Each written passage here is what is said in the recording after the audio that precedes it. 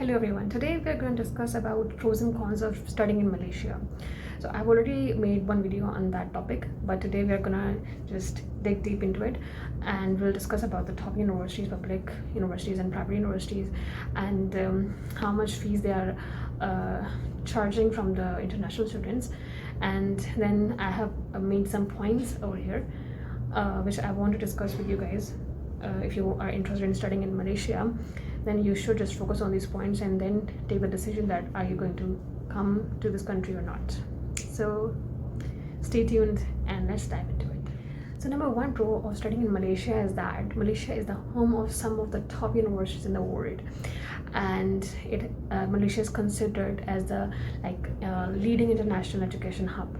So according to the study, the country is continuously making efforts to be the center of student education, training and research. And as I've experienced already, the education system and quality is really very good in Malaysia. So if you're thinking that you will get highly ranked universities over here or not, then you can definitely get highly ranked universities. So if we talk about the fees of public universities and private universities, so there are different universities, and the minimum to maximum cost, I'm going to discuss that. For public universities, for bachelor's degree per year, you can get the universities for 2,000 USDs as well as for 4,000 USDs as well.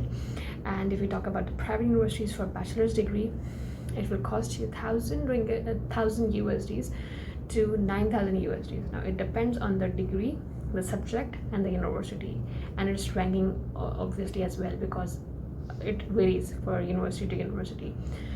And for master's degree, it starts from 500 USDs to 4,000 USD for public universities, and for private universities it starts from 16 to 3,000 USDs. And if you want to do degree in medicine, it starts from 28,000 USDs for public, and for private universities 21,000 USDs. So you can filter out the universities, and according to the budget you can select the university and come to study over here according to your budget. So next point is that many universities teach courses in English. So I also got one question from a person on my video, that can we survive with only English language? So yes, you can survive with English language because it is an international country, and many people of different countries are living here and working here, and there have a lot of international companies, and there are main residents of Malaysia are also different nationalities now.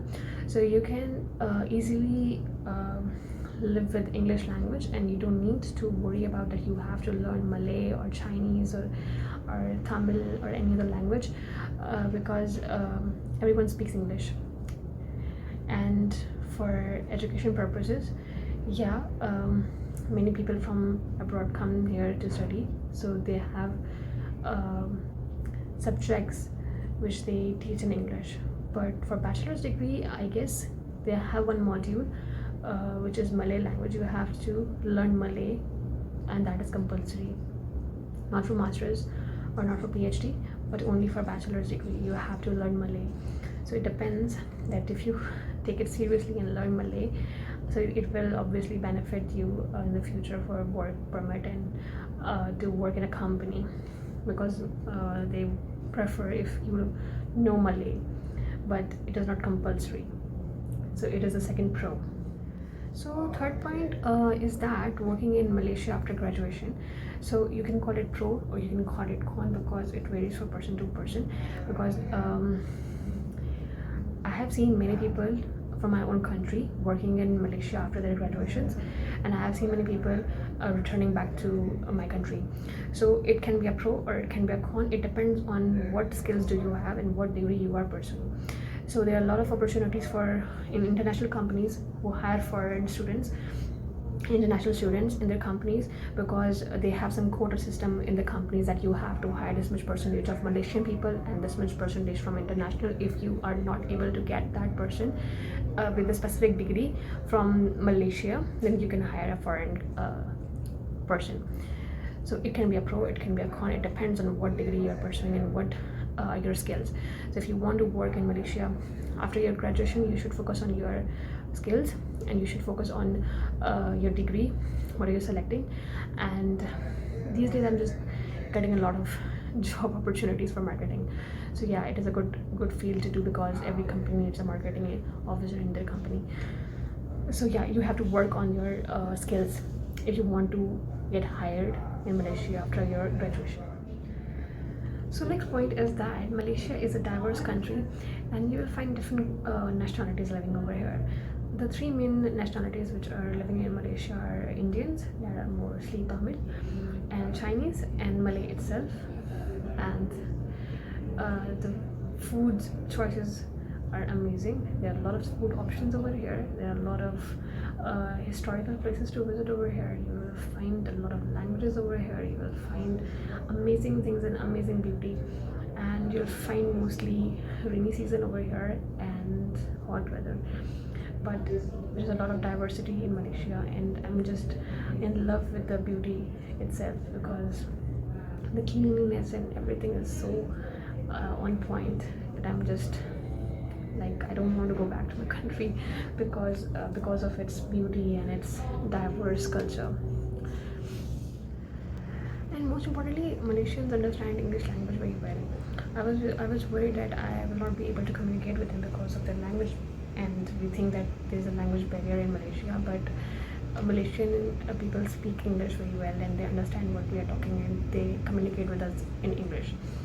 So next point is that Malaysia is a very affordable country, and I can tell you by my experience. And I have just I'm just mentioning some cost which I already experienced it, and I will also tell you the average cost, okay, which I like for which I am living over here. So the average cost of living in Malaysia is, for groceries, it is around $12 to $70. It depends how much grocery you are gonna buy.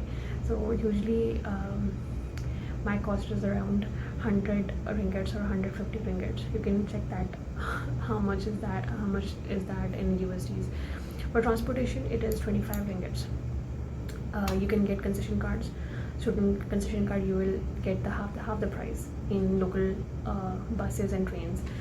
For dining, you can get foods for $1 to $30, and for recreation activities, yeah, from $4 to $34. It depends where you are going to visit and which place you are going. So if you are in KL, you can easily do extra stuff with less money. So these prices are really affordable, and that's why I like Malaysia, because of the cheap things over here. Even the electronic gadgets are really cheaper in Malaysia as compared to other countries. So now I will quickly go through the cons of studying in Malaysia. It is that students are not allowed to do part-time degrees, and you are only allowed to do the full-time one. So you have that option of getting a part-time degree with work is not allowed. Then if we compare the hostels, then on-campus hostels are mostly expensive than off-campus. But for on-campus, you have the security and you have the facility that you can go to your classes early, but it's expensive as compared to off-campus. Off-campus are cheaper, and but you have to travel a lot for that. Then residency in Malaysia after graduation is not guaranteed. It depends on your skills, as I've already mentioned that. So that's all. If you have any questions regarding these points, I can go deep into it to discuss all the points and make you clear about if you want to study in Malaysia or not. So thank you so much. Bye bye.